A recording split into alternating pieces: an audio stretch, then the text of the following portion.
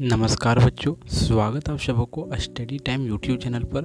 बच्चों, इस वीडियो के माध्यम से कक्षा 8 क्लास का विज्ञान का जो 9 चैप्टर है प्रकाश, इस वीडियो के माध्यम से जो है सो इस अध्याय का जो प्रश्न उत्तर है इसे आपको जो है सो मैं इस वीडियो के माध्यम से बताने वाला हूं।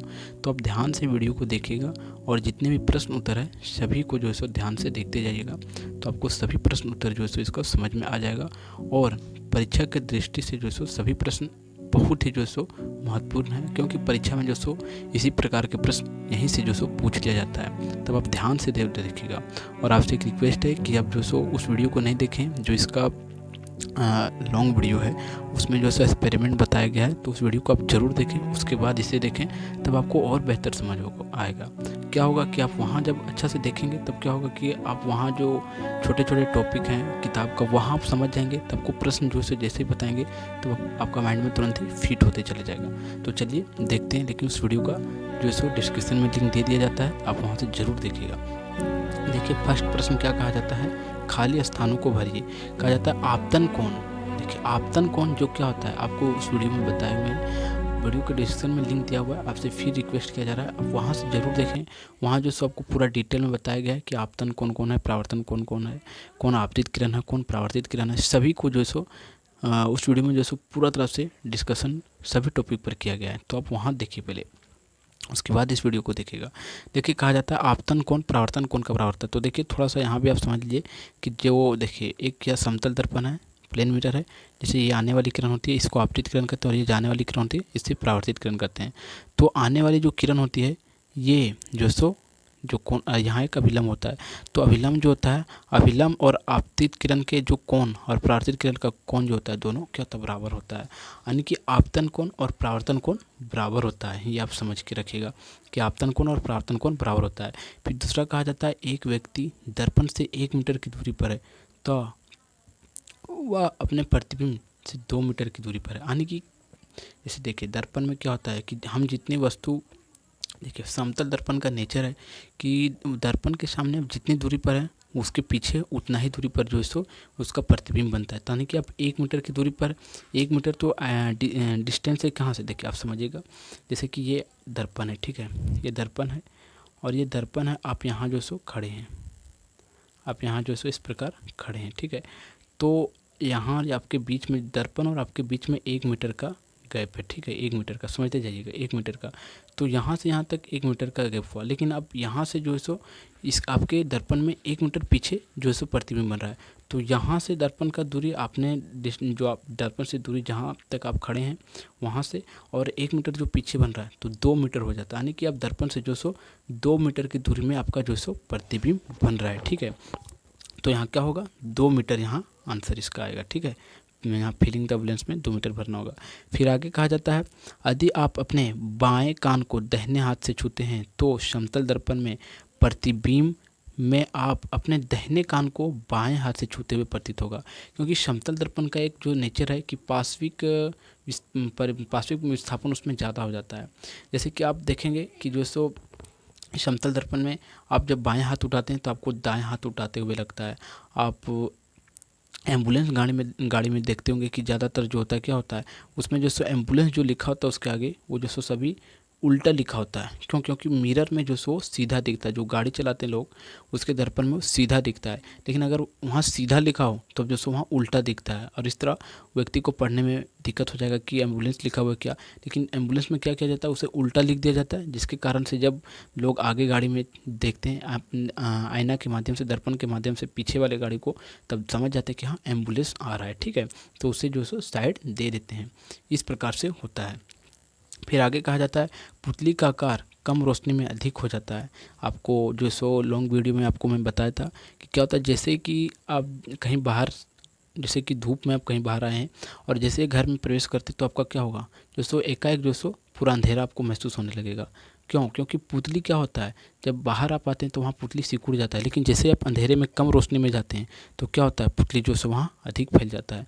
तो ये कहा जा रहा है कि पुतली का आकार कम रोशनी में फैल जाता है या अधिक हो जाता है, ये समझिएगा। फिर आगे कहा जाता है रेटिना पर बना प्रतिबिंब वस्तु के हटाने के पश्चात 1/16 सेकंड तक रहता है। यानी कि जो हमारा नेत्र है उसके सामने अगर कोई वस्तु रखा हुआ है और उसे आप तुरंत हटा भी दीजिएगा तब पर भी 1/16वां भाग यानी कि 1 सेकंड का 16वां भाग तक जो है सो नेत्र पर वह प्रतिबिंब हमारा बनता ही रहता है। जैसे कि 1/100वां भाग होता है, उसमें से 1/100 भाग होता है ना, उसमें से 16 भाग जो है सो 1 सेकंड का 16 भाग तक जो सो नेत्र पर हम लोग का प्रतिबिंब बनाता है और हम उसे समझ लेते हैं। फिर आगे कहा जाता है आपतन कोण तथा परावर्तन कोण बराबर होता है, कि जो आपतन कोण आने वाली जो किरण होता है, जैसे आने वाली किरण है ये समतल दर्पण पर और ये जाने वाली किरण है, तो आपतन कोण और परावर्तन कोण जो है सो दोनों क्या होता है, बराबर होता है। क्योंकि अब जितने एंगल से आपतित किरण आती है उतना ही एंगल से जो सुबह परावर्तित होकर जाती है। अब अगला प्रश्न देखते हैं। देखिए प्रश्न को आप समझते जाइएगा, क्योंकि प्रश्न आप समझते जाइएगा तो आपको याद करने का ज़रूरत नहीं पड़ेगा, ठीक है। फिर आगे देखिए कहा जाता है आपतित किरण से क्या समझते हैं, जो आने वाली जो किरण होती है। देखिए थोड़ा सा टाइपिंग में मिस्टेक हुआ है तो आप समझते जाइएगा और अपने से जो सो थोड़ा सा लिख लीजिएगा। देखिए कहा जाता है आपतित किरण, जैसे एक मिरर है, समझिएगा ये मिरर है, तो आने वाली किरण जो होता है जो दर्पण पर पड़ता है उसे आपतित किरण कहते हैं, और जो दर्पण से रिफ्लेक्ट होकर जाता है वो परावर्तित किरण होता है, ठीक है। तो आने वाली किरण से आप क्या समझते हैं वही पूछा जा रहा है। तो देखिए कहा जाता है आपतित किरण किसी प्रकाश पुंज से समान समतल तल पर पड़ने वाली किरण आपतित किरण कहलाती है। यानी कि जो प्रकाश की किरण आती है और किसी समतल तल पर पड़ती है तो उसे हम आपतित किरण का नाम से हम जानते हैं, ठीक है। फिर आगे कहा जाता है परावर्तित किरण, परावर्तित किरण से क्या समझते हैं। अब हो गया उल्टा, जैसे आने वाली जो किरण थी उसे आपतित किरण, लेकिन जो जाने वाली किरण है उसे परावर्तित किरण कहते हैं। तो इसे इस प्रकार से कह सकते हैं कि परावर्तित किरण किसी प्रकाश पुंज से समतल सतह से टकराकर उसी दिशा में वापस लौट जाती है और वह परावर्तित किरण कहलाती है। जैसे देखिए ये आने वाली किरण है आपतित किरण, और ये जो सो क्या होता है जब इस पर आकर टकराती है फिर ये जो सो वापस जो सो जिस एंगल से आती है समतल पर उसी एंगल से जो सो परावर्तित हो जाती है। तो जो किरण आई और जो वापस लौट जाती है उसे परावर्तित किरण कह देते हैं। आने वाली किरण को आपतित किरण, देखिए आने वाली किरण आपतित किरण हो गया और जाने वाली किरण को परावर्तित किरण कहते हैं, ठीक है, ये आप समझिएगा। अब आगे कहा जाता है आपतन बिंदु से क्या समझते हैं। देखिए आपतन बिंदु, आपतित किरण, ये सभी के बारे में जो सो आपको वहाँ डिटेल में बताएं तो वहाँ का वीडियो आप जरूर देखें। आपसे बार बार रिक्वेस्ट किया जा रहा है, जो लॉन्ग वीडियो है वहाँ जरूर देखें, क्योंकि वीडियो के डिस्क्रिप्शन में लिंक दिया हुआ है, आप वहाँ से जरूर देखें। फिर आगे कहा जा रहा है देखिए कि आपतन बिंदु से आप क्या समझते हैं। देखिए आपतन बिंदु आपतित किरण तथा अभिलंब के बीच अभिलंब के बीच बना कोण आपतन कोण कहलाता है। देखिए आपतित बिंदु जो होता है ना, जैसे कि आप देखिए ये क्या है, समतल दर्पण है मान लीजिए कि, और इस पर जो प्रकाश की किरण आता है सभी क्या होता है एक प्रकाश यहाँ ही जो है सो इस पर जो आपतित किरण परावर्तित किरण और समतल दर्पण पर जो सो अभिलंब सभी एक ही बिंदु पर होता है और उस बिंदु को हम लोग आपतन बिंदु कह देते हैं। जैसे इस बिंदु पर रहता है उसे हम लोग आपतन बिंदु कह देते हैं। फिर आगे देखिए जैसे कहा जाता है एक प्रकाश किरण समतल दर्पण पर 60 डिग्री के कोण से आपतित होती है तो परावर्तन कोण का मान क्या होगा। जैसे कि ये किरण जो है आपतित किरण है ये 60 डिग्री से आ रही है, ठीक है, कितना 60 डिग्री, यहाँ लिख देते हैं 60 डिग्री, समझ लीजिएगा 60 डिग्री से आती है। तो क्या होता है हमें पता है नियम कि आपतित किरण और परावर्तित किरण क्या होती है, दोनों बराबर होती है, उनका कोण जो सो बराबर होता है, क्योंकि जितने एंगल से आती है उतना ही एंगल से जो सो जब बाहर भी जाती है रिफ्लेक्ट भी होती है। तो ये जो सो ये भी 60 डिग्री का कोण बनाते हुए जो सो क्या होता है परावर्तन, यानी कि कोण आई का और कोण आई का मान बराबर होता है, ठीक है, कोण आई और कोण आर, आपतित किरण और परावर्तित किरण का मान जो सो बराबर होता है, आपतन कोण और परावर्तन कोण आपस में बराबर होता है। फिर आगे कहा जा रहा है अगर दो समतल दर्पण 90 डिग्री के कोण पर रखा हो तो उसके बीच रखी वस्तु का प्रतिबिंब की संख्या कितनी होगी। जैसे आप हमारे बातों को समझिएगा, जैसे कि यहाँ एक समतल दर्पण है, जैसे आपको फिगर में भी दिखाया जाता है ऐसे आपको मैं यहाँ भी समझा देता हूँ। जैसे कि जैसे यहाँ देखिए ये समतल दर्पण रखा हुआ है कि नहीं, और ये भी समतल दर्पण रखा हुआ है और दोनों 90 डिग्री पर रखा हुआ है। तो क्या होता है और एक वस्तु यहाँ रखा हुआ था, इसका प्रतिबिंब जो सो अनेक प्रतिबिंब बनेगा, क्योंकि क्या हो रहा है इससे जो प्रकाश की किरण आ रहा है जो यहाँ प्रतिबिंब बन रहा है फिर रिफ्लेक्ट होकर इस पर पड़ रहा है, ठीक है, और फिर इस पर जो प्रतिबिंब बन रहा है फिर रिफ्लेक्ट होकर इसमें, यानी कि इस प्रकार हो रहा है और इस पर जो सो अनेक प्रतिबिंब बन रहा है, जिसके कारण से 90 डिग्री पर रखा हुआ कोई भी दर्पण हो तो उस पर जो सो अनंत वस्तु का प्रतिबिंब बनता है। ठीक है, ये आपको ध्यान में रखना है। और फिर अगला देखिए, कहा जाता है समतल दर्पण में किस प्रकार का प्रतिबिंब बनता है। जो समतल दर्पण होता है, प्लेन मिरर होता है, जो अपने घरों में उपयोग करते हैं उसे हम समतल दर्पण प्लेन मिरर कहते हैं। तो उस पर जो सो किस प्रकार का प्रतिबिंब बनता है, सीधा और काल्पनिक बनता है। जैसे देखिए, हम लोग जो समतल दर्पण के सामने खड़ा होते हैं तो हम लोग क्या देखते हैं कि हम लोग जिस प्रकार है उसी प्रकार हम लोग का जो है सो प्रतिबिंब दर्पण में बनता है, और वह सीधा बनता है। और जो सो काल्पनिक प्रतिबिंब वास्तविक नहीं होता है, वह उसे पर्दा में जो सो प्राप्त नहीं किया जा सकता है, उसे पर्दे पर प्राप्त नहीं किया जा सकता है, और ये काल्पनिक प्रतिबिंब होता है। ठीक है, ये समझ लीजिएगा। जैसे कि यहाँ आप देखिए, लेफ्ट हाथ उठाएंगे तो आपको राइट हाथ उठाते हुए वहाँ जो सो दिखेगा। देखिए यहाँ जो सो ये लेफ्ट हाथ राइट हाथ उठा रहा है तो यहाँ लेफ्ट हाथ दिखा रहा है। तो इस प्रकार से उसमें जो है सो कुछ होता है, उसे पार्श्विक परिवर्तन कहते हैं। ठीक है, फिर अगला 8वां प्रश्न है। देखिए, कहा जाता है एक प्रकाश किरण समतल दर्पण पर अभिलंब की दिशा में आपतित होती है तो परावर्तन के पश्चात परावर्तित किरण किधर जाएगी। क्या कहा जा रहा है कि एक अभिलंब, देखिए उत्तर को समझ लीजिए, अभिलंब की दिशा की ओर या आपतित किरण की दिशा की ओर। जैसे समझिए, एक दर्पण है, ठीक है, एक दर्पण है और क्या कर रहा है कि एक प्रकाश किरण समतल दर्पण पर अभिलंब की दिशा की ओर आती है, जैसे इस प्रकार से आती है। ठीक है, और वह परावर्तन के पश्चात किस दिशा में जाएगी। तो देखिए, आप समझिए, कोई भी प्रकाश की किरण है, जैसे कि यहाँ आ रहा था जो 160 डिग्री के, तो 60 डिग्री से वापस चला भी जा रहा था। ठीक है, लेकिन यहाँ क्या होता है, 90 डिग्री से आता है, अभिलंब उसे ही बोला जाता है। 90 डिग्री से आ रहा है तो ये 90 डिग्री से बाहर भी चला जाता है, यानी कि इस प्रकार आएगा अंदर और इस प्रकार वापस चला भी जाएगा। तो देखिए, हमें नियम पता है कि जिस एंगल से आपतित किरण आती है उसी एंगल से वह जो सो परावर्तन के पश्चात जाती है। तो 90 डिग्री के अंदर एंगल से आ रही है, अभिलंब से आ रही है, तो वह अभिलंब की ओर जो सो वापस चली जाएगी, यानी कि 90 डिग्री से आ रही है तो 90 डिग्री से वापस वह चली भी जाएगी। अब अगला प्रश्न देखिए, कहा जाता है नियमित तथा विस्तृत परिवर्तन में से कौन सा प्रतिबिंब बनता है। देखिए, दो प्रकार के परावर्तन दो प्रकार के होते हैं। पहला कौन सा, नियमित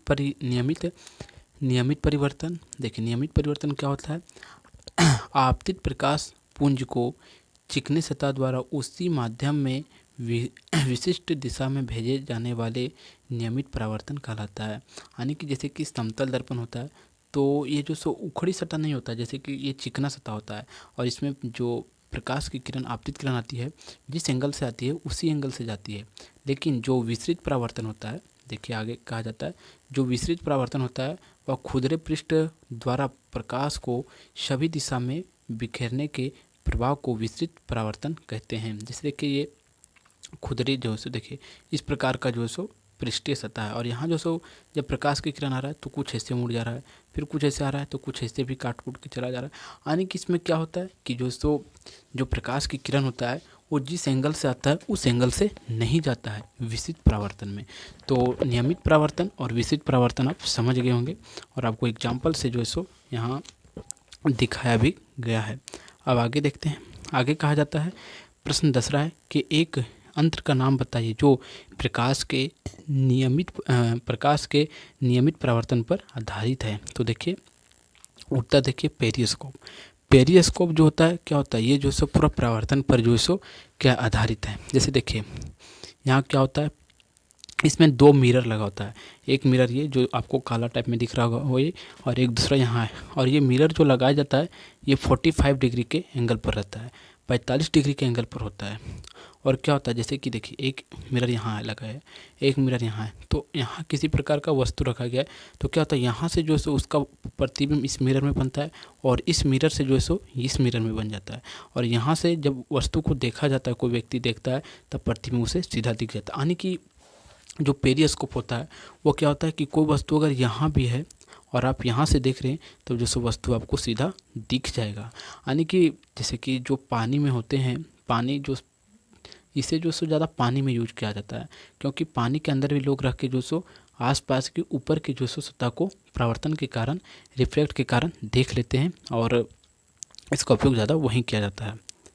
अब फिर आगे देखिए, आगे कहा जाता है मानव नेत्र किस प्रकार का लेंस है, कि मानव नेत्र जो होता है, मनुष्य का नेत्र में किस प्रकार का लेंस होता है। जैसे कि हमारा नेत्र है, उसमें जो सो बहुत से ऐसे चीज़ होते हैं जिसे हमें जो सो वस्तु दिखाई देती है, उसका प्रतिबिंब बनता है हमारे नेत्र पर। तो किस प्रकार का लेंस होता है, क्या होता है, इसके बारे में जो सो विस्तार वीडियो में जो सो पूरा तरह से जो सो विस्तार पूर्वक बताए हैं लॉन्ग वीडियो में, जिसका डिस्क्रिप्शन में लिंक दिया हुआ है, आप वहाँ से देखें पहले। उसके बाद इस वीडियो को देखें, तब आपको जो सो बहुत ही इंटरेस्ट लगेगा देखने में।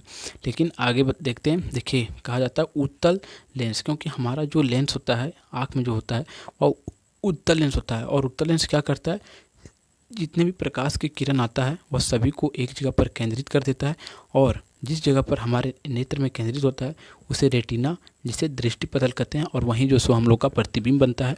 और हमारा मस्तिष्क जो दृक तंत्रिका होता है उसके द्वारा जो सो मस्तिष्क में संदेश भेजकर जो सो उस वस्तु को समझा जाता है कि वस्तु किस प्रकार का है, किस प्रकार का नहीं है। अब आगे देखिए, अगला प्रश्न है, कहा जाता है आइरिस में स्थित छोटे छोटे छिद्र को क्या कहते हैं। जो आइरिस होता है वो जो छोटे छोटे छोटा छिद्र होता है उसे क्या कहते हैं, उसे हम लोग पुतली कहते हैं। आपको आइरिस दिख रहा होगा, आइरिस जो गाढ़ापन जो ये है ये आइरिस है, ठीक है। लेकिन जो ये पूरा ब्लैक वाला आपको होल दिख रहा है, जो पूरा ब्लैक दिख रहा है वो क्या है, हम लोग का पुतली है, ठीक है। ये आप ध्यान में रखिएगा। अब फिर अगला प्रश्न कहा जाता है किस परिवर्तन के कारण श्वेत प्रकाश 7 रंगों में विभक्त हो जाते हैं। कि किस परिवर्तन के कारण जो प्रकाश की किरण जो होता है वो 7 भागों में परिवर्तन हो जाता है, और वह जो सो वर्ण विक्षेपण के कारण होता है। तो थोड़ा सा टाइपिंग में मिस्टेक है, लेकिन आप इसे जो सो सुधार के लिख लीजिएगा। यहाँ होगा वर्ण विक्षेपण, ठीक है। तो समझिए क्या होता है कि जैसे कि एक प्रिज्म है, प्रिज्म को आप लेंगे और प्रिज्म से जो सो आप क्या कीजिएगा, जो सो उसे जो धूप जो होता है सूरज के प्रकाश में आप रखिएगा, तो 7 रंगों को जो सो अलग भागों में वह कैटेगराइज कर देता है, डिवाइड कर देता है, और आपको 7 रंग जो है सो पूरा अच्छा तरह से दिख जाता है। जिस प्रकार इंद्रधनुष जो है सो दिखता है, आपको यहाँ देख रहे होंगे कि 7 प्रकार का जो सो रंग किस प्रकार दिखाई देता है। इसी प्रकार का प्रतिबिंब जो सो जब आप प्रिज्म से करेंगे तो आपको दिखेगा। और प्रिज्म का जो सो एक्सपेरिमेंट का वीडियो लॉन्ग वीडियो में दिया हुआ है, जिसका वीडियो का डिस्क्रिप्शन में लिंक दिया हुआ है, आप वहाँ से ज़रूर देखें लॉन्ग वीडियो, तब जो सो आपको समझ में आ जाएगा कि किस प्रकार प्रिज्म से जो सो 7 रंग जो सो बनता है।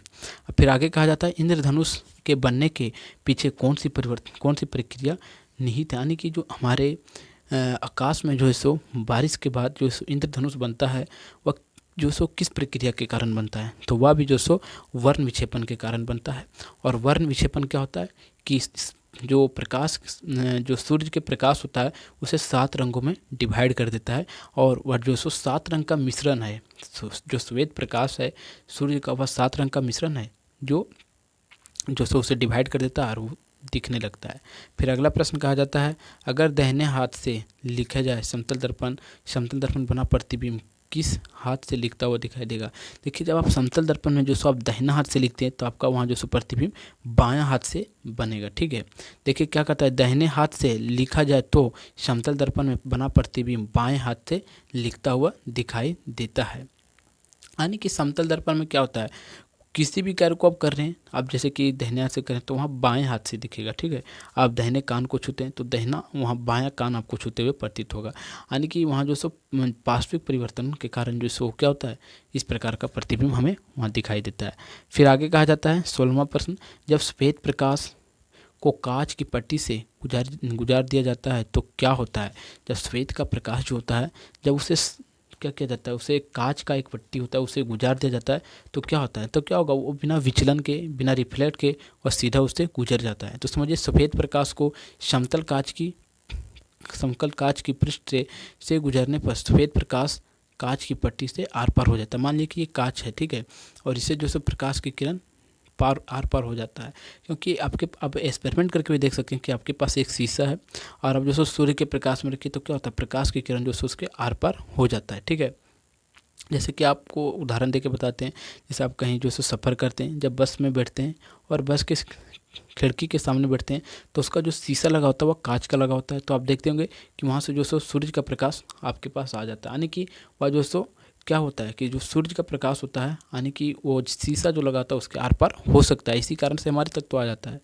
लेकिन अगर दर्पण है तो दर्पण में ऐसा नहीं होता है, दर्पण रिफ्लेक्ट कर देता है, ठीक है। लेकिन अब अगला प्रश्न देखते हैं।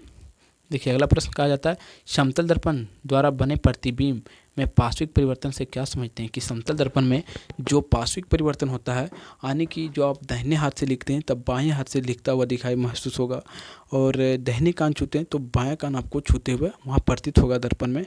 तो ऐसा क्यों होता है और उससे आप क्या समझते हैं, यही पूछा जा रहा है। तो देखिए उत्तर में कहा जाता है समतल दर्पण द्वारा बने प्रतिबिंब प्रतिबिंब प्रतिबिंब पार्श्विक परिवर्तन होता है, अर्थात प्रतिबिंब का में दाहिने का बायां और बायां का दाहिना दिखाई देता है। यानी कि प्रतिबिंब में क्या होता है, दाहिना है तो बायां और बायां है तो दाहिना दिखाई देता है। अब फिर अगला प्रश्न है मानव नेत्र का चित्र बनाकर उस के विभिन्न भागों का नाम बताइए। कि जो मनुष्य का नेत्र है उसका चित्र बना के जो सो उसके विभिन्न भागों को जो सो वर्णन कीजिए और बताइए कि मनुष्य का नेत्र जो सो क्या होता है क्या नहीं होता है। तो लॉन्ग वीडियो में तो बताएं, लेकिन शॉर्ट वीडियो यहाँ जो सो इसमें थोड़ा सा आपको बता देते हैं कि देखिए क्या क्या नाम है। देखिए ये जो भाग उठा हुआ भाग है ये कॉर्निया कहलाता है, और जो गहरा भाग है ये जो पुतली के आकार को नियंत्रित करता है उसे आइरिस कहते हैं, और ये लेंस लगा होता है, और जहाँ प्रतिबिंब बनता है उसे रेटिना कहते हैं। और आगे जो दृक् तंत्रिका होता है वह रेटिना से जो सो जहाँ प्रतिबिंब बनता है उसे समझता है और मस्तिष्क को भेजता है।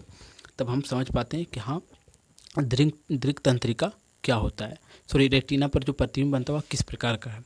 अब देखिए आगे कहा जाता है मानव नेत्र के विभिन्न भागों का नाम। देखिए कॉर्निया, आइरिस, पुतली, रेटिना, जिसे दृष्टिपटल कहते हैं, ठीक है। अब फिर अगला देखते हैं प्रिज्म से होकर गुजरने वाली सफ़ेद प्रकाश का वर्ण विक्षेपण दर्शाइए। यानी कि जो प्रिज्म आपके पास है और जो उसे सफ़ेद प्रकाश जो है सो 7 भागों में जब कैटेगराइज हो जाता है, जब डिवाइड हो जाता है तो किस प्रकार होता है ये हमें बताने को कहा जा रहा है। तो आप यहाँ देख सकते हैं फिगर के माध्यम से कि किस प्रकार जो सो श्वेत प्रकाश जो सो प्रिज्म से प्रवेश कर रहा है प्रिज्म में। तो जो सो किस प्रकार देखिए प्रिज्म क्या है, ये जो आपको लैब में मिल जाएगा और आपको वहाँ से जो सो एक्सपेरिमेंट कर सकते हैं। तो देखिए क्या होता है, पहला लाल रंग, दूसरा नारंगी, तीसरा पीला, चौथा हरा और पांचवा नीला और छठा जामुनी और सातवां बैंगनी। इस प्रकार के रंग जो सो सफ़ेद प्रकाश में सूर्य का होता है। और इसे याद करने का सिंपल ट्रिक है, इसे बे जा नी हा पी ना ला, यानी कि बे से बैंगनी, जा से जामुनी, नी से नीला, हा से हरा, पी से पीला, ना से नारंगी और ला से लाल। इसे याद कर सकते हैं बे जानी हा पी नाला से, ठीक है। अब आगे देखते हैं अगला प्रश्न। ये प्रश्न आप समझ चुके होंगे। अगला प्रश्न कहा जाता है दो प्रवर्तक परिवर्तनों के नाम बताइए। उसमें कौन सा प्रवर्तक वस्तु का साफ साफ प्रतिबिंब सब बनाता है। यानी कि हमें दो प्रवर्तक का नाम पूछ रहा है जिसमें वस्तु दो प्रवर्तक का जिसमें साफ साफ प्रतिबिंब एक में बनाता है और एक में नहीं। तो एक नियमित परावर्तन है और दूसरा जो है सो अनियमित परावर्तन है, ठीक है, ये समझ लीजिएगा। अब अगला प्रश्न है, देखिए कहा जाता है अगर दो समतल दर्पण के बीच का कोण निम्नलिखित हो तो प्रतिबिंब की संख्या कितनी होगी। यानी कि देखिए इसमें मेरा बात आप समझिए, उसके बाद आप जो सो इस प्रश्न को हल करके आपको मैं यहाँ बताया हूँ, आप समझते जाइएगा। जैसे कि एक यहाँ दर्पण लगा हुआ है और यहाँ एक दर्पण है। मान लीजिए कि ये दर्पण जो से 90 डिग्री के जो है सो एंगल पर है, ये 90 डिग्री पर है और ये भी 90 डिग्री पर है। तो 90 डिग्री पर जब खड़ा है तो कितने प्रतिबिंब, यानी कि जब इस दोनों में इसमें जो है सो कितने प्रतिबिंब बनेंगे, यही पूछा जा रहा है। तो देखिए फर्स्ट में इसका है 0 डिग्री। तो जब कोई दर्पण को 0 डिग्री पर रखा जाता है तो उसमें कितना प्रतिबिंब बनता है। तो देखिए फर्स्ट में ये जो पहला इसका सूत्र है, आप इसे ध्यान में रखिएगा कि प्रतिबिंब की अगर आपको संख्या निकालना है तो 360 डिग्री और जितना आपको थीटा दिया हुआ वहाँ आपको डिवाइड कर देना है और -1 कर देना है, तब आपको जो सो प्रतिबिंब की संख्या निकल आएगा। तो देखिए यहाँ हल किए कि 360 डिग्री है, फार्मूला से आया, और 0 डिग्री लेते हैं और -1 माइनस कर देते हैं। तो देखिए 360 को भागा दीजिए 0 से, ये तो अपरिभाषित हो जाता है, 0 आ जाता है, लेकिन -1 रह जाता है। तो इससे जो समय अनंत जो सो प्रतिबिंब इसमें बनता है। फिर अगला दूसरा है 30 डिग्री। देखिए 30 डिग्री में क्या हुआ, यहाँ 30 डिग्री को आप लीजिए, क्योंकि आपको पहला जो सो आपको बता दें कि किस प्रकार यहाँ जो सो इसका फार्मूला आया। तो 360 थीटा -1, ठीक है, और ये प्रतिबिंब की संख्या है। और 360 को ऊपर लीजिए और 30 को बटे में लीजिए और -1 कीजिए, ठीक है। अब इसको जब जो सो अब काटेंगे तब 12 -1 आता है और 11 बचता है, यानी कि 11 प्रतिबिंब जो सो बनता है। यानी कि कोई एंगल 30 डिग्री पर है तो उससे जो सो 30 डिग्री पर है तो उससे 11 प्रतिबिंब बनेगा। अब देखिए अगला 60 डिग्री पर है तो उसी प्रकार कैलकुलेशन है, इसे भी भागा कीजिए, 360 को भागा दीजिए 60 से और -1 कर दीजिए, तब जो सो इसे 6 प्रतिबिंब बन के आता है, और 6 में से -1 कीजिए तो 5 प्रतिबिंब इससे बन के आता है। यानी कि 60 डिग्री पर कोई मिरर है, कोई दर्पण है तो उससे 5 प्रतिबिंब हमें बनेगा। और 120 डिग्री पर है तो उससे जो सो हमें कितना प्रतिबिंब बनता है, जब 120 डिग्री पर है तब जो सो उससे 2 प्रतिबिंब हमें प्राप्त होता है। अब अगला प्रश्न देखिएगा, और ये भी समझने लायक है। देखिएगा जैसा श्वेत प्रकाश 7 रंग का मिश्रण होता है, इसे इसे इसे जो सो दर्शाइए, यानी कि इसे दर्शाने को कहा जा रहा है। तो देखिए सफ़ेद प्रकाश है, और उसी प्रकार यानी कि बेजाने हाफ पिनाला के माध्यम से इसे भी जो सो दर्शाया गया है। सेम अगला जो प्रश्न था उसी का जो सो ये रूप है, समझ लीजिए एक तरह से। लेकिन फिर अगला प्रश्न समझिए, देखिए कहा जाता है मानव नेत्र में अंध बिंदु की व्याख्या करें, कि जो मानव नेत्र में अंध बिंदु होता है, यहाँ किसी प्रकार का कोशिका नहीं होता है, उसे अंध बिंदु कहा जाता है। तो वह अंध बिंदु का व्याख्या करने को कहा जा रहा है। देखिए दृक् तंत्रिका तथा रेटिना की संधारित्र पर कोई तंत्रिका कोशिका नहीं होती है, और इस बिंदु को अंध बिंदु कहते हैं। यानी कि जो हमारा नेत्र में अंध बिंदु होता है, वहाँ जो है सो किसी प्रकार का जो है सो कोशिका नहीं होता है, किसी प्रकार का तंत्रिका कोशिका नहीं होता है, जिसके कारण से वहाँ अगर प्रतिबिंब बनता भी है, लाइट जाता भी है रेटिना के आसपास, तो जो है सो क्या होता है, हमारे मस्तिष्क जो सो वहाँ समझ नहीं पाता है, क्योंकि वहाँ में दृक् तंत्रिका जो सो या किसी प्रकार का तंत्रिका कोशिका नहीं होता है, जिसके कारण से नहीं समझ पाता, और उसे हम इस कारण से अंध बिंदु क्षेत्र कह देते हैं। ठीक है, अब अगला प्रश्न देखते हैं, 25वां प्रश्न। मानव नेत्र के रेटिना पर किस प्रकार का प्रतिबिंब प्राप्ति तंत्रिका कोशिका का होता है। देखिए मानव नेत्र समझिएगा, मानव नेत्र की रेटिना पर 2 प्रकार की तंत्रिका होती है। जो मानव नेत्र होता है उसमें 2 प्रकार की तंत्रिका कोशिका होता है। एक शंकु जो तीव्र प्रकाश के लिए सुग्राही होता है, जो तीव्र प्रकाश अगर नेत्र में आता है तो वह तुरंत ही एक्टिव हो जाता है, और एक दूसरा जो होता है जो हल्का प्रकाश के लिए होता है, और वह तुरंत ही क्या होता है, एक्टिव हो जाता है। अब अगला प्रश्न है 26वां प्रश्न, उसे समझिए कि कहा जा रहा है पेरिस्कोप की संरचना का वर्णन कीजिए। जो पेरिस्कोप होता है उसका संरचना जो उसे बनाया जाता है, जो लॉन्ग वीडियो में दिखाया गया कि किस प्रकार पेरिस्कोप बनाया जाता है, उसके बारे में अब यहाँ समझाना है आपको, आप समझ लीजिएगा।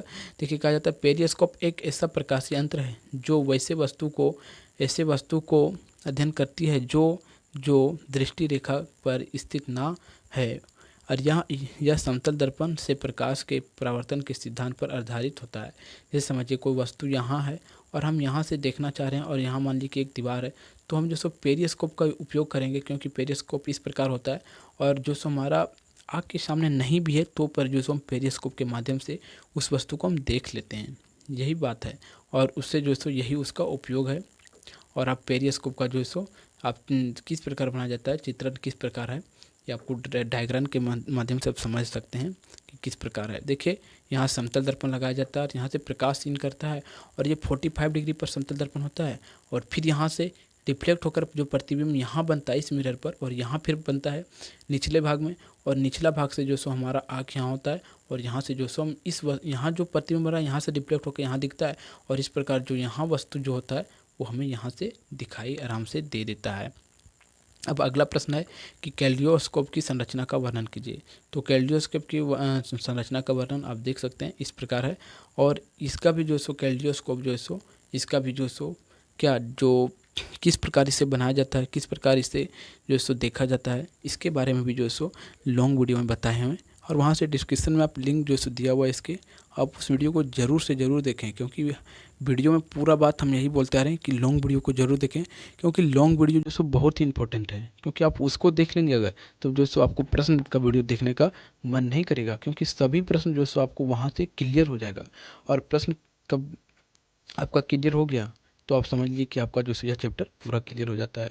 और इस प्रकार जो सो यह अध्याय समाप्त होता है। इसके अध्याय के जितने भी प्रश्न उत्तर हैं, अगर आपको वीडियो अच्छा लगा हो तो वीडियो को आप लाइक ज़रूर कर दें, और अगर आप चैनल पर नए हो तो चैनल को सब्सक्राइब करके जरूर जाए, क्योंकि इसी प्रकार का वीडियो जो सो क्लास के आपके रिलेटेड जो है सो बहुत सारी वीडियो अपलोड करते रहता हूँ और आप दोस्तों एक्सपेरिमेंट वीडियो भी अपलोड करते रहता हूँ। तो एक्सपेरिमेंट के साथ पढ़ाता हूँ। तो दोस्तों आप हमारे सभी वीडियो को देखिए ध्यान से और समझिए और आगे बढ़िए। तो फिर मिलता है आपको नई वीडियो में, तब तक के लिए जय हिंद।